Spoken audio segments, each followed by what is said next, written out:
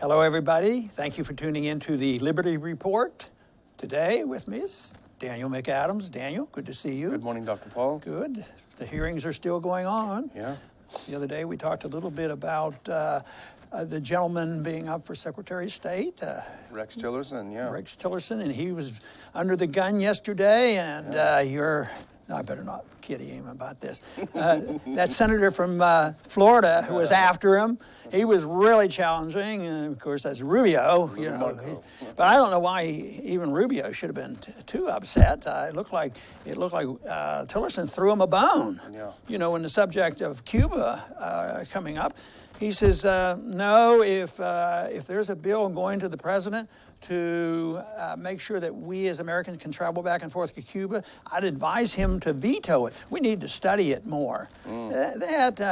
That was a little bit disappointing to me, but I don't know whether that's going to win Rubio over. Maybe it will. Well, he was also very hawkish on Russia to Rubio's questions, but what I guess cheesed off Rubio is that Rubio was demanding that he declare Putin a war criminal.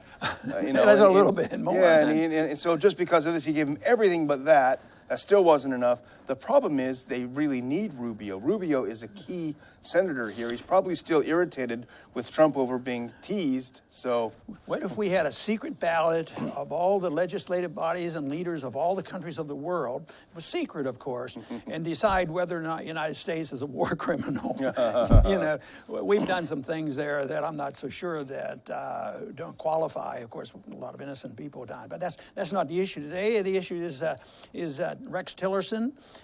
What's his foreign policy all about? The other day I said, we really don't know a whole lot. He's not been in government before, but we've learned a lot more. But I'm not sure we have found the basic principle he has.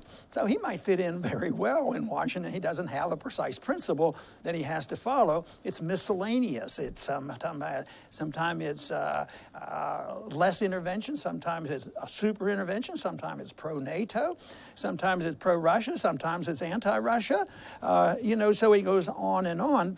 But there are some things that he's very firm about.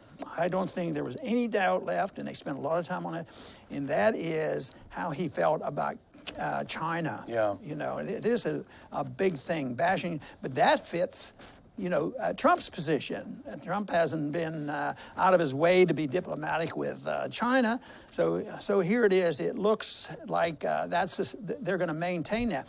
I want to read a little quote here to get started on here and what he said about China. And this is what his answer would be regarding what is our position. We're going to have to send China a clear threat that first, the island building stops, and second, your access to those islands also is not going to be allowed. They are taking territory or declaring control of territories that are not rightfully China's. And he added, it's equivalent to what Russia did in the Crimea and Ukraine. So that sort of invites more questions than answers. what's interesting is the Neocon complaint against Obama has always been, especially the red line in Syria, et cetera, is, oh, he talks a good game, but he doesn't follow through with just empty threats. Well, let's hope this is an empty threat, because if he means what he's saying, this will mean war with China. They are not going to back off from these islands. We got to send our Navy over there. That's the only way they can do it. And there's been an argument for some of the original islands, plus, you know, the man-made islands that China's been involved with. And there are some, you know, serious questions. But the big question, are we the decider? Are we the ones that know what the solution is? There's other countries involved, you know, Philippines and Vietnam, and, you know, the various countries are involved. And they've worked some of these things out. They're not shouting, "Let's go to war."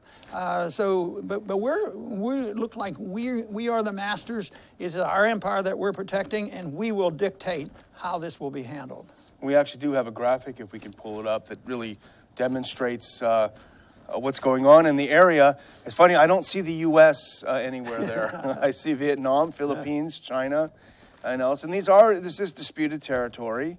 The Chinese have built up some islands there. But again, the U.S. is how many thousands of miles away, and somehow we have a say. And what's interesting is recently, for all of our concerns about Duterte and the Philippines, the one thing positive I think he's done is that he has started talking with China.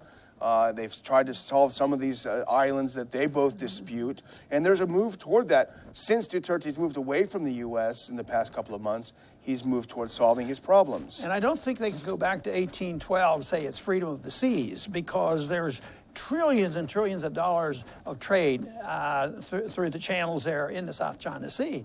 And nobody has claimed that there's been any slowing down or blocking of it. There'd be no benefit to China, no benefit to any country, no benefit to us, no benefit to Japan. And it fits our argument. The more you deal with people and the more you trade with people, the less likely you are going to get in a hot war, unless you feel compelled to stick to your guns and intimidate and warn and say, you better do this or else what? You know, it just raises questions. Yeah, I mean, China's got currency problems, they've got real estate bubbles, they've got all sorts of problems. The last thing they want to do is shoot themselves in the foot. But then again, here at the hearing, he said China's activity in the South China Sea is a threat to the entire global economy. Yeah, you know, I think there is a threat to the entire global economy, but I'd want people to think about the monetary system, the fiat money system, the pyramiding of debt, the Keynesian malinvestments that occurred worldwide. There is a threat to the world economy, but it's hardly what China is doing over there, and it's our reaction that I worry about the most. You know, there were problems, in Ukraine and Crimea. And we've gone over that history, and it's not like Russia's right and Ukraine is wrong, or NATO's right or wrong, although I don't sympathize much with NATO. But the whole point is it isn't up to us to make these decisions, and yet it's when we get involved. I mean, the same way we could argue that so many places. How about Syria? Yeah. The hawks are saying, well, Obama, he got involved like we want him to, but didn't send enough bombs and troops. And then the others say, well, like us, we say, just think how much better off that whole area would be if we wouldn't have put down that marker and say, Assad has to go. Now they've backed away after all the killing and spending of money and all the confusion. Now even this administration has two positions on Assad because Tillerson said something negative about Assad. He's a bad dictator. Why would we be over there? Well, Trump has sort of been sympathetic to the Russian position there, so at least indirectly he's been supportive. I think, Rex Tillerson is the CEO of a major global company. He's used to having people under him that will keep him briefed on things. He doesn't have his finger in every single issue in the company. And I think that may be the case as he approaches the Secretaryship of State, that he doesn't know a lot of things about the intricate details of these places, and he has briefers come in. The problem we talk about all the time, in Washington, the experts are all the interventionists and the neocons. And that's why you mentioned Russia. That's why he will give the standard neocon narrative. Russia invaded Ukraine. It seized Crimea, and it got involved in their affairs. But never does anyone talk about the fact that we started it when we overthrew a legally, democratically elected government in Ukraine. And it's not a conspiracy theory. We have Victoria Nuland on tape talking about how she's going to do it. Yeah, and interventionism, this permission to intervene, allows them to say and do anything. And they can shift their positions. They can be pro-Russia, anti-Russia. The hearings are showing that they want to throw a little bit of political, get a little political support from the neocons. I doubt if they've morphed into neoconservatism, but we haven't yet figured out their position because they're not non-interventionists. They're very much in protecting the empire. I think their goals are similar to what we've been putting up with since World War II, and that is our dominance. Mm-hmm. It's just who are the deciders? Some are more internationalists and setting the orders from the United Nations. I don't think we're at the point now where United Nations would get up and have a resolution and would have a Harry Truman sending in the troops and fighting a ridiculous war where there's still our troops in Korea. I don't think that would happen. I think now it's shifting back, and Trump's part of this. People are sick and tired of that, but are they tired of our intervention?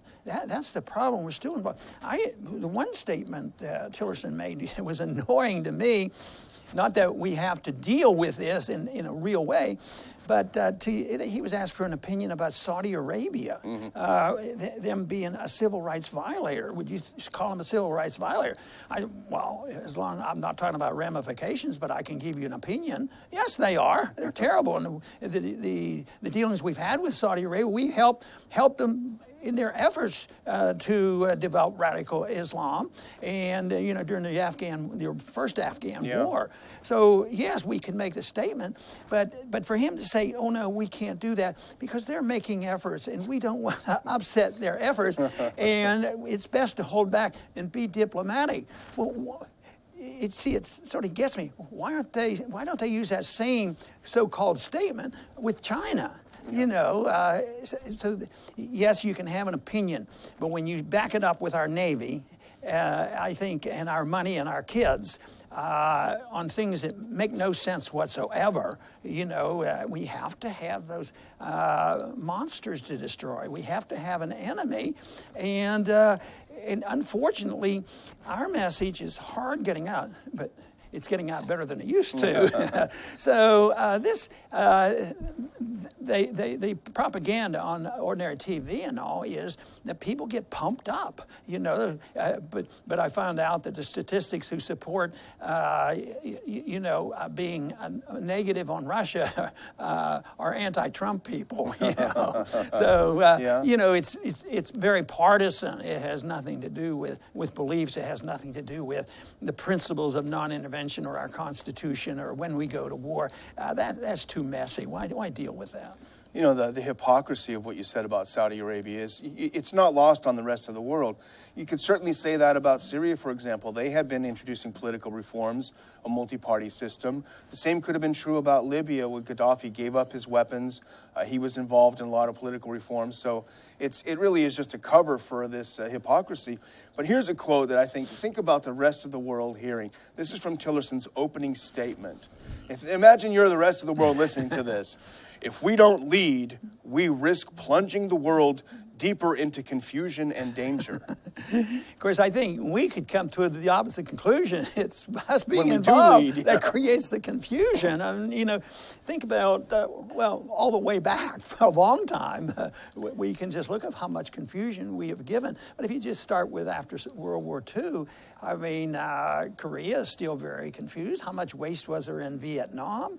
And what about in the last 20 years since we've been in the Middle East, remaking the Middle East? If you talk about confusion, what about Syria? Laying down that rule about, Assad has to go. And that wasn't by the Democrats. And he even said in recent decades, quote, in some instances, we have withdrawn from the world. Where did that happen? I missed that part. Yeah. I wish. Can we think of any place where we have withdrawn? Because it's financial and it's military, it's power, and it all comes together, and we have an empire, and they work together. That's why I've not yet been convinced, that the deep state, the people who really run things, have been obliterated, and I think that there may be a challenge in the deep state who writes the rules. Just like I was mentioning, who writes the rules for our intervention. It used to be we'd roll over for whatever the United Nations said and what NATO said. Now we don't want that. We want to make these decisions. But I think the deep state is a little bit divisive too. It probably doesn't have 12 people there that take a vote and say, this is our position, but people come together and they have their special interests. It's media people and military people and anybody who's in the financial industry or the oil business. There's reason for them to be very much involved in our foreign policy and in our overall policy in Washington. And it does make you wonder, let's assume that Tillerson is not a neocon. And he probably isn't. He's a businessman. He's interested in making a profit for his company. But what does that mean then? That means that the people who have been surrounding him for this past few weeks since he was nominated, briefing him, they all have to be neocons. Because otherwise, this is the classic. This is the voice of Bill Kristol. Unfortunately, it was the actual voice of Tillerson. But to think about the concept of what he's saying here. The failure of a response, meaning responding to China's actions in the South China Sea, to Russians' actions in Crimea, the failure of a response has allowed them to just keep pushing the envelope on this. Well, and this has to reflect, the deep state, where these advisors come from. It also challenges the principles under which our president-elect operates from.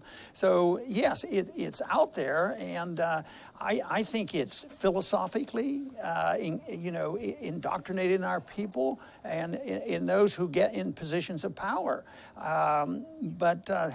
Boy, there's been so much hope. I cross my fingers, but there's a lot of hope that Trump will really address this. But when you read what you just read, I don't know how people can get excited and say Trump is going to drain the swamp, get rid of all the alligators. There was one bright point, I have to say, and I was actually quite impressed to see of all the warmongering among the senators and this Russia bashing. Someone who you happen to know, actually, Senator Paul, he started it out by talking about the disaster of the Iraq War.